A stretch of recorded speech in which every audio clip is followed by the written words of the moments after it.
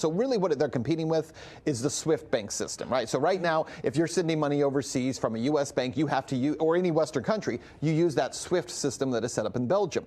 And that prevents money laundering in theory and all that kind of thing. But what the BRICS nations are doing is saying, well, we don't need to use the SWIFT system because we don't want to be subjected again to U.S. sanctions, because if the U.S. is sanctioning you, you can't move money using that SWIFT system. So what's really interesting is, number one, they're creating a payment system that would go around SWIFT. But how do you do that when you have 5 major countries that all have their own currencies? And one of the ways they're doing that is by using possibly cryptocurrency. I just spoke with the G7 leaders this morning, and we're in full and total agreement. We will limit Russia's ability to do business in dollars, euros, pounds, and yen to be part of the global economy. We'll limit their ability to do that. We certainly want to see banks succeed in this new world order. Welcome to the Crypto Teacher. And guys, I come back with that video just to make you think. A lot of you ask me, what can I do to help educate? The way you help educate is to tell people do not fall for the magic tricks. Yes, Russia is in the limelight, but this is not about Russia. This is about China. Russia is just a movie, the illusion that keep your eyes distracted. This is about the rise of the dragon, because that keeps the New World Order in control. And we know that digital Yuan is going to unseat the United States reserve currency. And we know how is as cryptocurrencies. And the Crypto Teacher wrote about it a long time ago. But we see those protocols, XRP, XLM, and Lightning are a way they'll be able to move from currency to currency. We know this, guys, so do not get distracted. Remember I told you that signal was China taking over Taiwan. I've done several videos on it already in my Patreon and on here. And I wrote about this 6 years ago. I've been telling you on YouTube 2 years ago. Guys, you have to make sure you're educating your friends and family. Don't fall for the illusion. The same way the C word came. Those who fell for the illusion, remember, we're giving this energy, and that's how it's able to manifest. If we don't give it energy, it won't manifest. This is about China. Has nothing to do with Russia. But this is how the New World Order stays in control.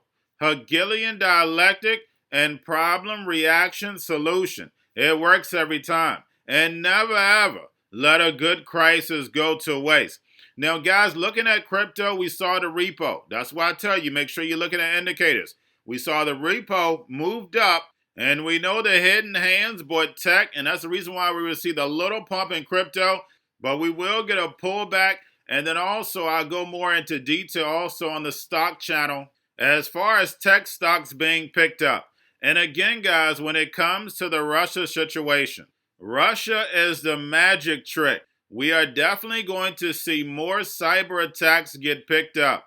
We know what they want to do. They want to build this fourth industrial revolution with China being the leader. So the robots, algorithms, and drones take over the economy, and the sheep go inside of the metaverse. We know what causes inflation.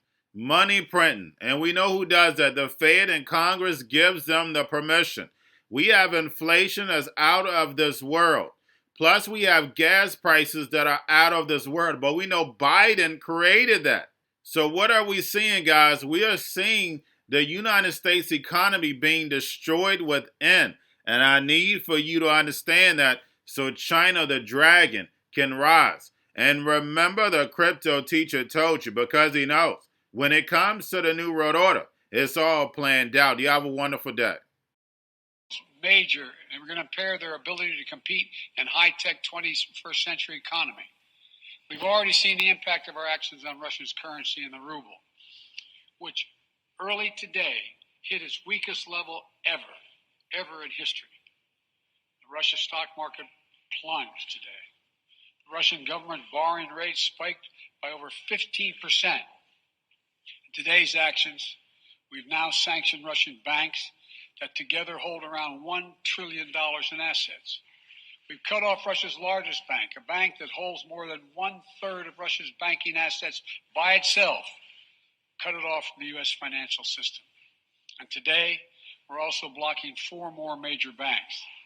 That means every asset they have in America will be frozen. This includes VTB, the second largest bank in Russia, which has $250 billion in assets. Rising prices at the gas pump. We're taking active steps to bring down the cost, and American oil and gas companies should not exploit this moment to hike their prices to raise profits. In our sanctions package, we specifically designed to allow energy payments to continue. We are closely monitoring energy supplies for any disruption. We've been coordinating with major oil producing and consuming countries toward our common interest to secure global energy supplies. We are actively working with countries around the world to elevate collective release from the strategic petroleum reserves of major energy consuming countries. And the United States will release additional barrels of oil as conditions warrant. I know this is hard and that Americans are already hurting. I will do everything in my power to limit the pain the American people are feeling at the gas pump. This is critical to me. But this aggression cannot go unanswered. If it did, the consequences for America would be much worse. America stands up to bullies. We stand up for freedom. This is who we are. Let me also repeat the warning I made last week. If Russia pursues cyber attacks against our companies, our critical infrastructure, we are prepared to respond. For months, we've been working closely with the private sector to harden their cyber defenses, sharpen our ability to respond to Russian cyber attacks as well. How much has it changed, Kyle? It's been pointed out that some of these troops that amassed on the Ukrainian border used to be on the border with China, but Putin apparently doesn't feel that he needs to do that anymore. Are they really aligned against us?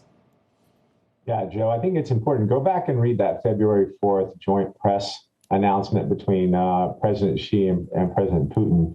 And in it, they announced a new strategic partnership. And China tacitly endorsed Putin's move in the Ukraine. And Putin tacitly endorsed China's one China policy and condemned any kind of separatist talking about Taiwan.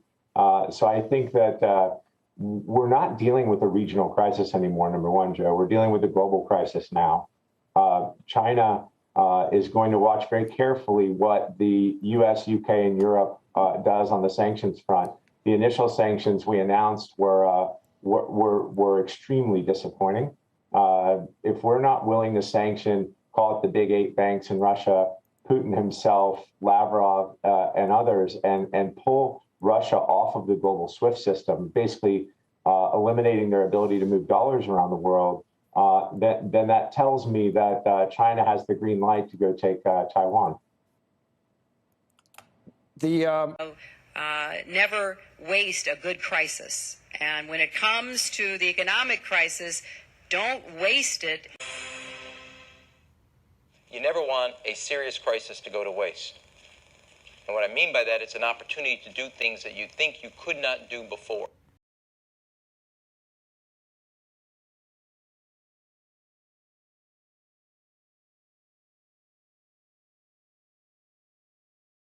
We're going to a different economy, and we're going to be learning more about that as we go. But clearly, we're learning that things can be done from remote locations. We're learning that technology can replace people even more than we thought. We're not going back to the same economy. We're recovering, but to a different economy, and it'll be one that is more leveraged to technology. And I worry that that is going to make it even more difficult than it was for many workers. In Silicon Valley, and my friends who work in technology know that what we did to the manufacturing workers, we are now going to do to the retail workers, the call center workers, the fast food workers, the truck drivers, and then even bookkeepers, accountants, insurance agents, lawyers, and on through the economy. So what happened to the manufacturing workers is a very clear sign. This effort. And China has big plans for this. They intend to seed their digital yuan into the global environment by giving it away to visitors at next winter's Olympics. When they arrive at the airport, they're going to get yuan digital wallets. They're going to receive digital yuan. They're going to use it throughout their visits to Beijing, and then they're going to take it back to their home countries. They've seen this as a huge advantage. Why? Because who controls the underlying protocols, who controls the underlying standards of the future of money will control the future of money. Most powerful person in the world is the storyteller. The storyteller sets the vision, values, and agenda of an entire generation to come. Steve Jobs. And guys, you know I truly believe in this. When you look at the New World Order, they're the storytellers. And that's the reason why I wrote my New World Order book. But guys, now it's time to change the current generation. And I wrote 3 kids' books. You know, I love the Trinity because I understand the power that's in it. So I have 3 books. We have an opportunity to change the generation, to educate, not just me, but I want to show you that I take action on a daily basis. And I want you to take action on a daily basis. Whether it's your job, whether it's in your community, we have an opportunity right now to educate the masses. I posted this on my Twitter account. Please share, but this is a short clip of the 3 books. There's going to be a clothing line and action figures. Please get these books for your kids, nephews, cousins, friends, so therefore we can start the re-education now. Because as we see, the 4th Industrial Revolution foundation is definitely here. Robots, algorithms, drones, taking humanity out the picture. We have to re-educate. But let's get into the video. Part 1. King Joshua and Grandma Tam save the village. Part 2. King Joshua and Grandma Tam save New York from COVID 33. Part 3. King Joshua and Grandma Tam goes to China. It's mandatory to get part 1, part 2, and part 3 of this series. It's time to re-educate Generation Z.